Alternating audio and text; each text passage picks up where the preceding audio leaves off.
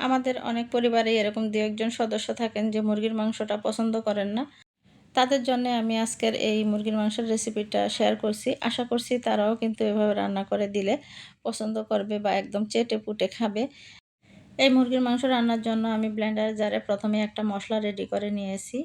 তেলের মধ্যে যে মসলাটা দিয়েছি সেটা আপনারা দেখতে পেয়েছেন। এখানে ছিল আদা বাটা, রসুন বাটা, জিরা গুঁড়া, ধনিয়া গুঁড়া, ঝালের জন্য আস্ত শুকনো মরিচ দিয়েছি। এটা আপনারা আপনাদের পছন্দ মতো যেরকম ঝাল খেতে পছন্দ করেন সেই পরিমাণ শুকনো মরিচ এবং গরম মসলা এগুলো দিয়ে আমি একসাথে ব্লেন্ড করে মশলাটা রেডি করে নিয়েছি।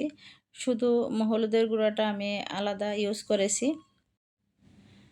তেলের মধ্যে এই মশলাটা দিয়ে খুব ভালোভাবে মশলাটা কষিয়ে নিয়েছি।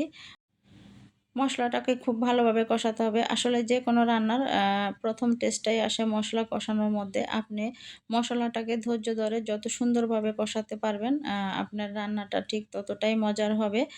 মশলাটা কষানো হয়ে গেলে মুরগি দিয়ে স্বাদমতো লবণ দিয়ে আমি আরও কিছুক্ষণ মশলার মধ্যে মুরগিটাকে একটু ভুনে নেব। ভুনে নিয়ে ঢাকনা দিয়ে চুলার মিডিয়াম টু লো আঁচে রান্না করে নেব।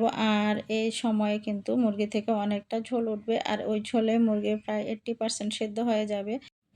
এতে করে পরবর্তীতে মুরগিতে খুব বেশি ঝোলের প্রয়োজন হবে না। এখন আমি এখানে মুরগিটা সিদ্ধের জন্য এবং প্রয়োজন অনুযায়ী ঝোলের জন্য গরম পানি ইউজ করেছি।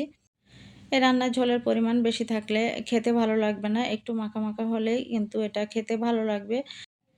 আর এই তো আমার রান্না কমপ্লিট। আপনারা হয়তো দেখেই বুঝতে পেরেছেন।